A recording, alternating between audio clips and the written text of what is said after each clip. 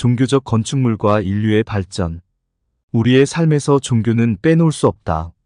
최근 튀르키예 괭베클리와 카라한 테페에서 구석기 시대의 거대한 돌로 만든 사원이 발견되어 종교와 사원에 대한 우리의 상식을 바꾸고 있다.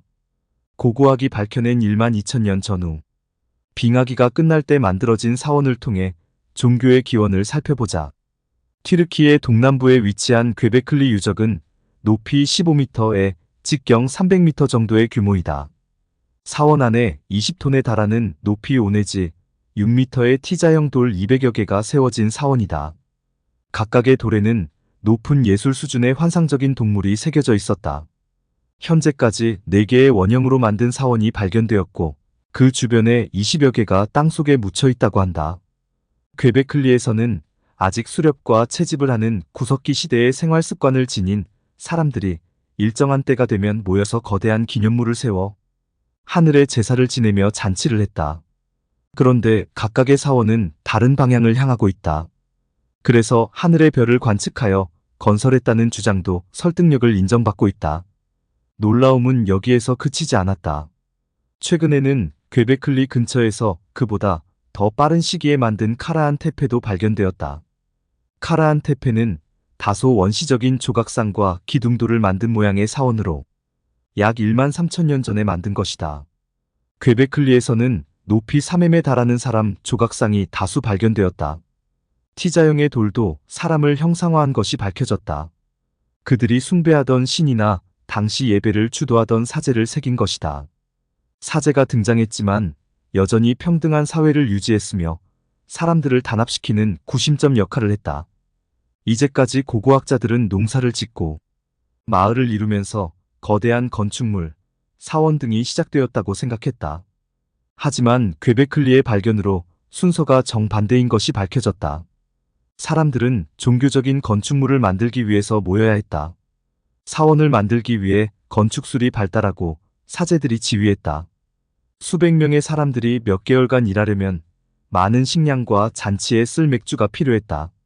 최근 연구에 따르면 괭베클리의 사람들은 야생곡물을 이용하여 맥주를 만들었음이 밝혀졌다.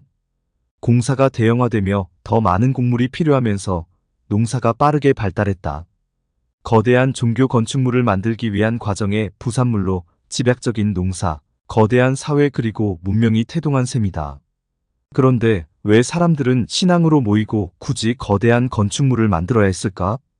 바로 그 배경은 빙하기가 끝나는 당시의 상황과 관련되어 있다. 구석기와 신석기를 가르는 기준인 빙하기는 갑자기 끝난 것이 아니라 수천 년에 걸쳐서 천천히 이루어졌다.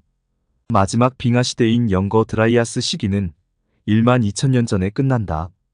대체로 괭베클리를 만들던 시기와 겹친다. 추운 빙하기에서 매머드를 사냥하고 추위를 견디며 살던 사람들은 갑자기 무더운 날씨에 적응해야 했다. 지금 우리가 겪는 지구온난화는 비교도 되지 않는 변화였다. 날씨가 따뜻해지면 좋을 것이라 생각할지 모르겠지만 당시 사람들은 수만 년 살아온 환경과는 완벽히 다른 동식물 속에서 생계를 이어야 했다. 게다가 그 전에 볼 수 없었던 여러 기후변화로 희생도 많았다. 노아의 홍수와 같은 대홍수 신화가 세계 곳곳에 있는 이유는 바로 빙하기가 끝나면서 기후변화를 겪었던 사람들의 공포가 반영된 것이다. 이 변혁의 시대에 사람들은 함께 종교적인 건축물을 만들면서 그 스트레스를 이겨냈다. 괭베클리에서 거대한 돌로 만든 사원을 만든 데 반해 같은 시기 동북아시아에서는 암각화가 사원의 역할을 했다.